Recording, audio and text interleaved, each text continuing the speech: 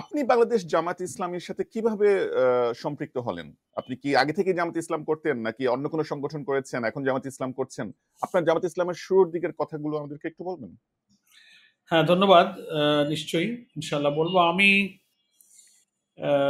ছাত্র জীবনে 1974 সাল অর্থাৎ 74-এ আমি এসএসসি পরীক্ষা দিয়ে প্র্যাকটিক্যালি আমার এলাকার কিছু সিনিয়র ভাইদের সংস্পর্শে সাহচর্য থেকে আমি প্রথমত জাসদপন্থী ছাত্রলীগের সাথে আমি যুক্ত হই।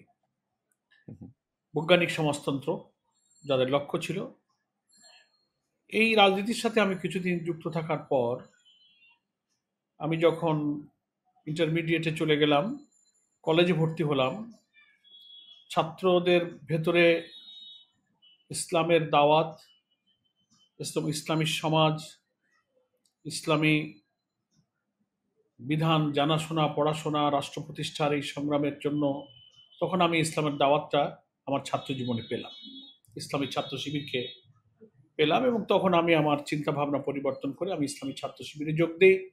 সেখান থেকে 85 পর্যন্ত আমি ইসলামী ছাত্র শিবিরের বিভিন্ন দায়িত্ব পালন করেছি। কত সালে আপনি ইসলামী ছাত্র শিবিরে যোগদান করেছেন? 77। মানে শুরুর থেকেই? জি, জি, 77। এরপরে 85-এ আমি ছাত্র জীবন শেষ করে জামাত ইসলামীতে যোগদান করলাম। এরপরে আমার দায়িত্ব, যেহেতু আমার নিজের বাড়ি হচ্ছে খুলনায়, সেখানে বিভিন্ন সাংগঠনিক দায়িত্ব পালন করেছি। খুলনা মহানগরীর আমিরের দায়িত্ব আমার ছিল। এরপরে 11 সালের শেষের দিকে কেন্দ্রীয় জামাতের সিদ্ধান্তে আমি ঢাকাতে চলে আসতে হয় এবং ঢাকাতে এসে আমাকে কেন্দ্রীয় দায়িত্ব, এক পর্যায়ে সহকারী সেক্রেটারি জেনারেল, এক পর্যায়ে নায়েবে আমির, এরপরে এখন তো সেক্রেটারি জেনারেল দায়িত্ব আমি পালন করছি। জি, জি। জাসদ ছাত্রলীগ বা বামপন্থী রাজনীতি থেকে জামাত ইসলামের অনেক নেতারাই দেখলাম উঠে এসেছে। এর আগে আমাদের কয়েকজনের সাথে কথা বলার সুযোগ হয়েছিল। এমনকি আপনাদের আব্দুল কাদের মোল্লা, যিনি আওয়ামী ট্রাইব্যুনালে জি, হত্যার শিকার হয়েছেন, জি, উনিও এক সময় ছাত্র ইউনিয়ন করতেন, আমাদের যদি জি, জি, জি। ইনফরমেশন সঠিক না, থাকে। রাইট, আপনাদের রাইট, রাইট বলেছেন। জি, আপনাদের বর্তমান যিনি জামাত ইসলামের আমির আছেন, উনিও সম্ভবত জাসদ ছাত্রলীগ বা একটি বামপন্থী ছাত্র সংগঠন জি, আগে করতেন। জি। আহ, মানে জামাতে ইসলাম বা ইসলামী ছাত্র শিবিরের যে কথাটি বললেন, আপনার কাছে কি এমন মনে হলো? কারণ আমাদের দেশের প্রেক্ষাপটে দেখা হয় বামপন্থী এবং ইসলামপন্থীরা বিপরীত মেরুর বাসিন্দা।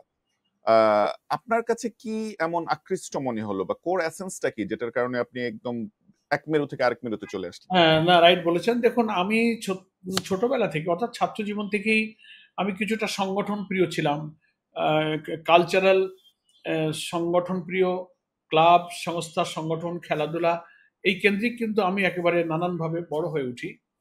তো সেখান থেকে সমাজ পরিবর্তনের, রাজনীতির সাথে, দেশের সাথে নানান ইস্যুতে কিন্তু আমি খুব ঘনিষ্ঠ বোধ করতাম।